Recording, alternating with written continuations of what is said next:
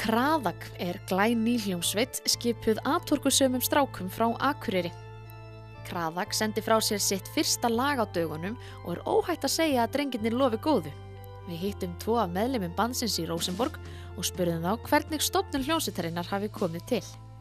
Þetta byrjaði eiginlega í aftursætinu á bíl, lengst út í sveit, þar sem ég og Haukur Sindri vorum að ræða tónlist og vorum að hlusta á Pink Floyd.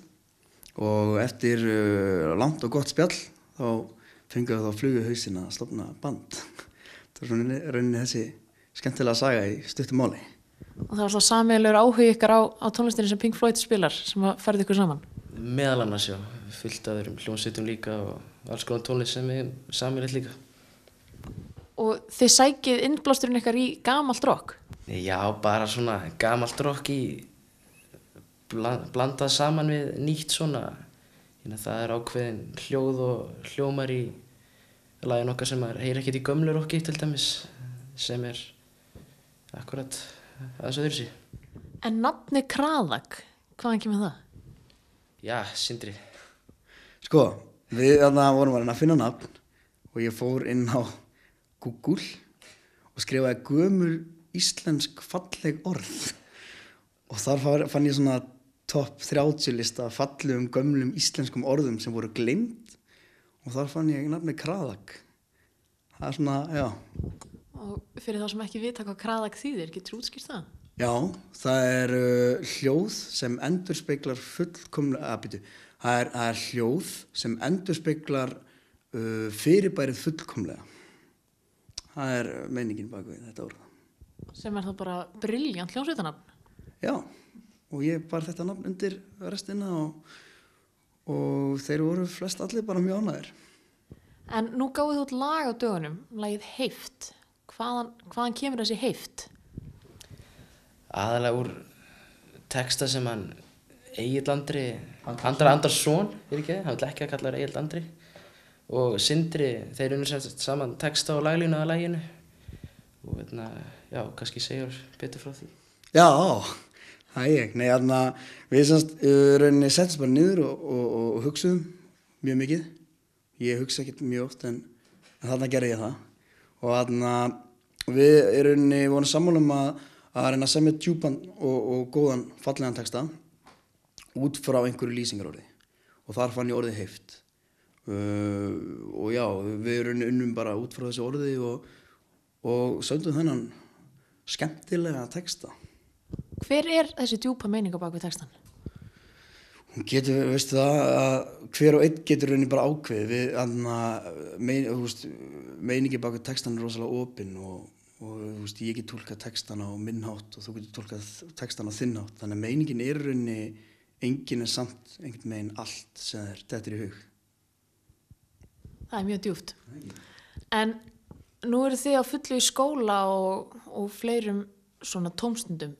Hvernig finnið þið tíma í að vera í hljómsveit og gefa tónlist? Maður bara verður að finna tíma, þetta er svo skemmtilegt. Bara þannig. Já, líka eins og sér þá, þarna eru við pínu þreyttir. Það er pínu mikið að gera. Nei, þetta er ógeðslega gaman og maður kvartar alls ekki. Það er bara allur frítíminn rauninni fyrir þetta. Og þetta er rauninni manns frítíminn þrátt fyrir þetta sem náttúrulega mikil vinna.